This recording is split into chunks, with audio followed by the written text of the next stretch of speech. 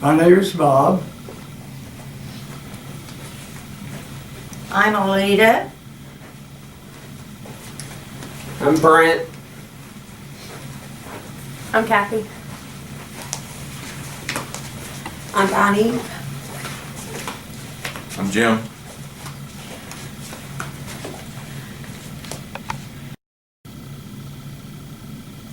How many of you here today are interested in helping alleviate the energy crisis that we have today, and also becoming less dependent on foreign countries for oil and gas reserves, which continue to be depleted throughout quite some time? Well, today I'm here to talk to you about another alternative energy resource that's been around for quite some time. Most of you have probably heard of wind and solar energy as more recent energy resources that have been discussed. But today I'm here to talk to you about an energy resource called nuclear energy. Nuclear energy was discovered in 1939 by a man of Lise Meitner. And after his discovery, many investors and the United States government developed nuclear energy into building reactors to produce it in large quantities. And a man of the name Ian Lacey did research at the Uranium Information System and discovered that nuclear energy was mostly composed of uranium and a little bit of thorium and plutonium as well. Most supporters will tell you that nuclear energy is a great resource because of the abundance of uranium in the world.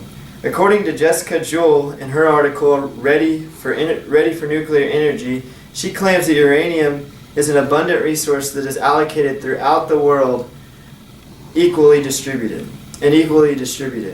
thus making it an enticing alternative energy resource to go away and stray away from having to be dependent on other countries for energy reasons. Matthew Fruman, also a proponent of nuclear energy, states that there's been over 36 countries that have been using nuclear energy as a primary resource of energy, nuclear fuel as a primary source of energy for over 3 decades, and has been successful in maintaining low CO2 emissions while also being a developing country and becoming a developed country. And that being said, most of you probably think, yeah, that sounds great. That, becoming less dependent, low CO2 emissions, what else could you want? However, what Huberman won't tell you is something that Mark Diesendorf discovered and discusses in his article, Nuclear Energy is a Possible Solution to Global Warming. He claims that CO2 emissions actually aren't that low. He discusses that the CO2 emissions that go into fabricating the fuel, mining and milling it, is through the roof. That CO2 emissions to be capable of fabricating it, milling and mining it is almost as much as any other resource we have out there today. Now, Huberman, who I mentioned earlier, also points out in his article that production of nuclear energy has the lowest marginal cost.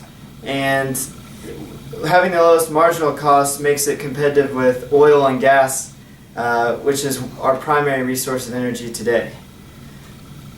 And although it may be feasible to produce nuclear energy, there are many negative effects that go along with that as well. For instance, Casey Camus, in her article called Challenges Towards Efficient Water Management in Nuclear Power Plants, she discusses that they use that to maintain productive energy in a nuclear power plant.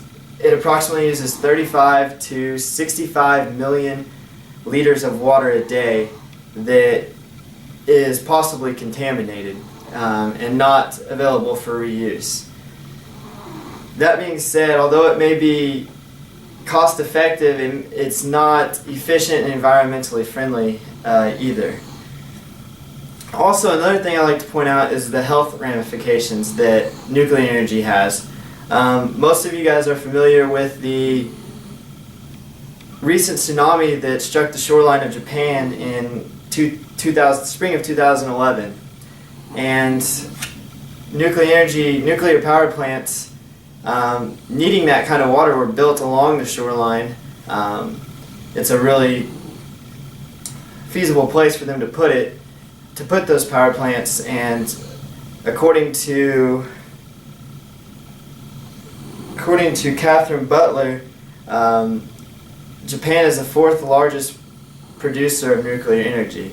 And she also states that being the case, that when the tsunami did reach the shoreline and destroy many of the nuclear reactors, many dangerous particles were released into the atmosphere. And in the weeks following that disaster, many people became ill and sick, and she claims that several of these people will more than likely have long-term effects, the people that had reached high levels of radiation that were released into the lower atmosphere. After discussing all my pros and cons about nuclear energy, I find it hard to believe that nuclear energy would be a wise substitute or alternative to the production of energy that we have today. I don't disagree with, I must concede that it is feasible and there is some positives to creating nuclear energy. However, I do believe that at this time it is not in our best interest to invest in nuclear energy or support this possible solution.